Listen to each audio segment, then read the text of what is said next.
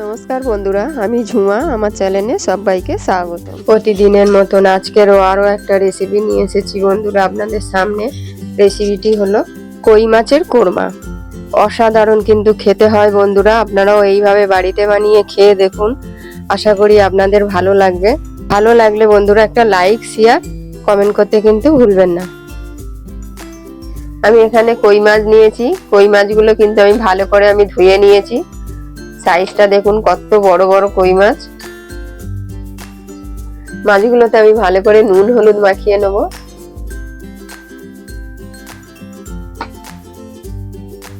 হলুদ দিয়েছি, নুন দেব, দিয়ে খুব ভালো করে আমি মাখাবো মাছের গায়ে।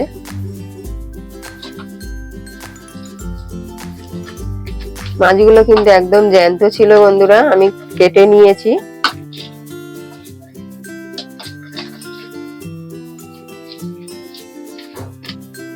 খুব ভালো করে আমি মাখিয়ে নিয়েছি। প্রথমে আমি একটা মশলা বানিয়ে নেব।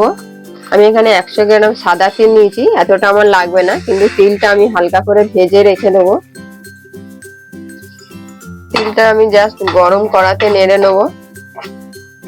তিলটা বেশি হলে, তিল ভেজে রাখলে কিন্তু তিলটা নষ্ট হয় না বন্ধুরা। নাহলে এইভাবে তিলটা রেখে দিলে সাদা সাদা হয়ে যায়, কেমন ছাতা পড়ে যায়। সেই জন্য আমি হালকা করে ভেজে রেখে দেবো। যতটা দরকার হবে আমি নেব।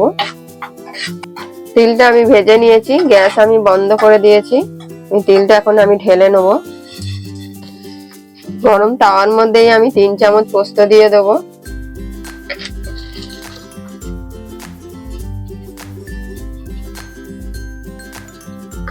তিন চামচ পোস্তটাও আমি হালকা করে নাড়িয়ে নেব গরম তাওয়ায়।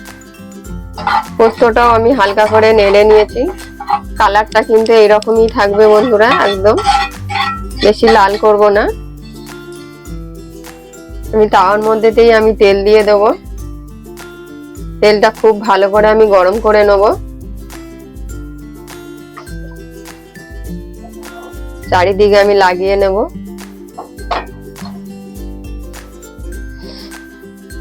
তেলটা খুব গরম হয়ে গেছে। মাছগুলো আমি আস্তে আস্তে ভেজে নেব।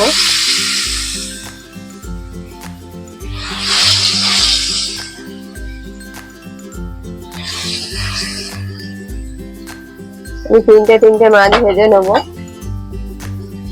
গ্যাসটা আমি মিডিয়াম করে দেব। মাছগুলো আমি উল্টে পাল্টে ভালো করে ভেজে নিয়েছি। আমি তুলে নেব এবারে।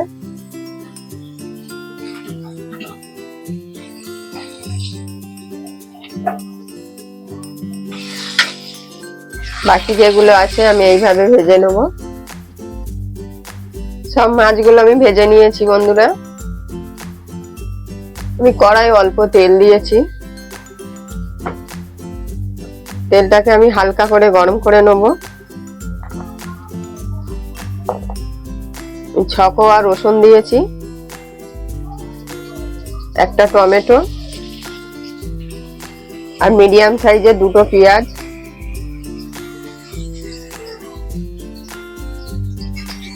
আমি সবগুলো আমি হালকা করে ভেজে নেব।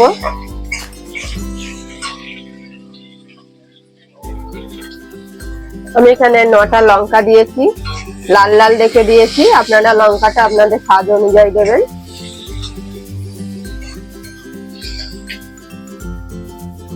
আমি অল্প নুন দিয়ে আমি ভালো করে ভেজে নেব।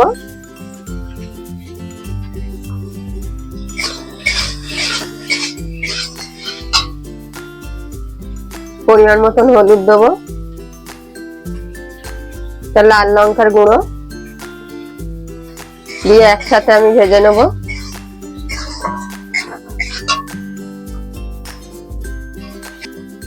1 চামচ আদা বাটা দিয়েছি।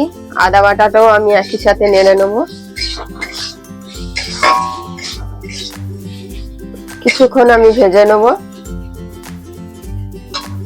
এখানে 3 চামচ যে পোস্তটা আমি কড়াই নেড়ে নিয়েছিলাম, এখানে আমি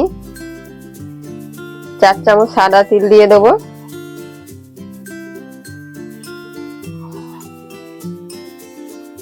3 চামচই দিলাম। 3 চামচ পোস্ত, 3 চামচ সাদা তিল।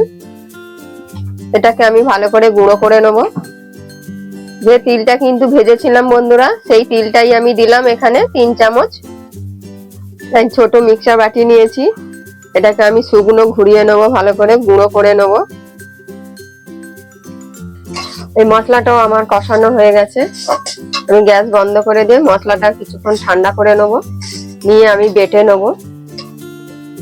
আমি মিক্সার জারে আমি মশলাটা দিয়ে দেবো। মশলাটা আমি মিহি করে বেটে নিয়েছি বন্ধুরা। তো সাদা তিলটাও আমি আলাদা গুঁড়ো করে নিয়েছি, জল ছাড়া কিন্তু গুঁড়ো করেছি। কড়াতে আমি তেল দেবো, তেলটা আমি গরম করে নেবো ভালো করে।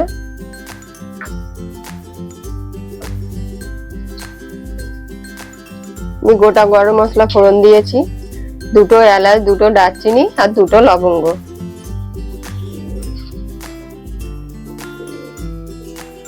হাফ চামচ জিরে দিয়েছি সাথে। সবকিছু লাল করে আমি ফোড়নটা তৈরি করে নেব।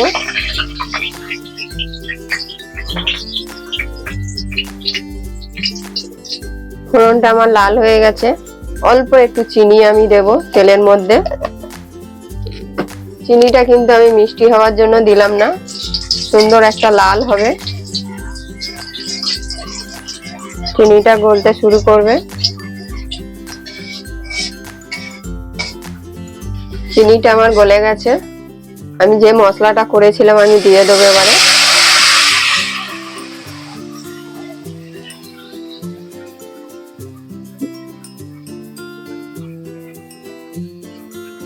সব মশলাটা আমি দিয়ে দিয়েছি, কিন্তু খুব ভালো করে মশলাটাকে কষাতে হবে।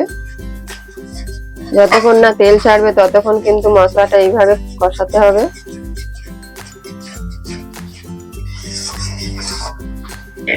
মশলাটা আমার কম কষানো হয়ে গেছে, তেল ছেড়ে দিয়েছে। এবার আমি যে পোস্ত আর সাদা তিলটা বেটেছিলাম দিয়ে দেব। গুঁড়ো করে নিয়েছিলাম, দেখুন তেল ছেড়ে দিয়েছে কতটা। সাদা তিল থেকে কিন্তু তেল ছেড়েছে। দিয়ে ভালো করে আমি কষাবো।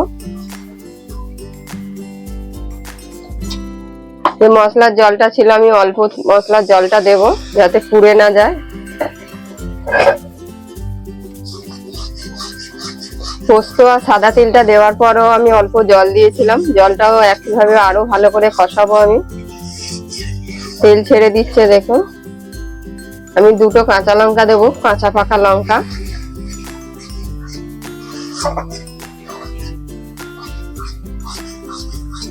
মশলাটা আমার কষানো হয়ে গেছে।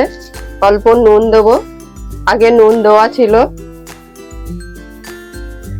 এবার আমি অল্প জল দেব।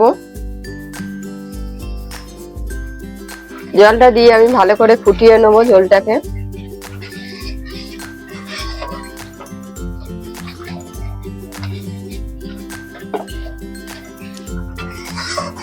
ঝোলটা আমার খুব ভালো করে ফুটে গেছে। এবার আমি মাছগুলো দিয়ে দেবো। গ্যাসটা এখন আমি কমিয়ে দেবো।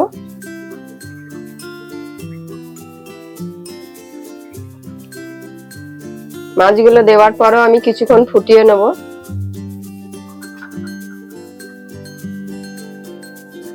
মাছটা দেওয়ার পর আমি কিছুক্ষণ ফুটিয়ে নিয়েছি। সবশেষে আমি উপর থেকে গরম মশলা দিয়ে দেবো। গরম মশলাটা দিয়ে আমি ভালো করে মিক্সড করে দেবো। আমার এই কই মাছের কোরমার রেসিপিটি কেমন হয়েছে বন্ধুরা অবশ্যই কমেন্টে জানাবেন। আর আপনারাও এইভাবে একবার বাড়িতে বানিয়ে খেয়ে দেখুন, আশা করি আপনাদেরও ভালো লাগবে। অসাধারণ কিন্তু খেতে হয়েছে বন্ধুরা। আর ভালো লাগলে কিন্তু একটা লাইক, শেয়ার, কমেন্ট করতে ভুলবেন না।